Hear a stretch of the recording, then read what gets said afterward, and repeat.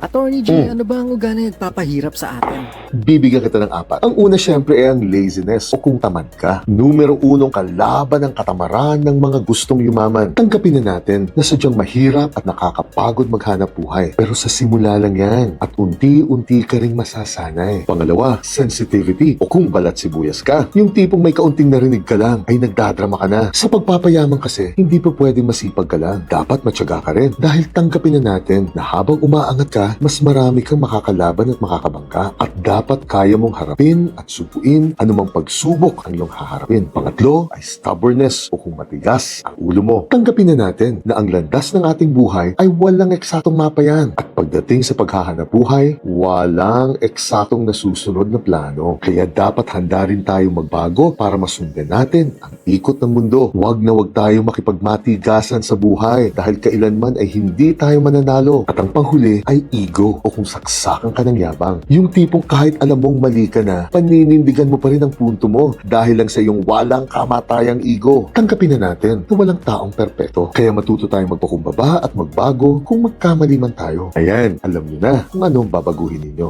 Chine!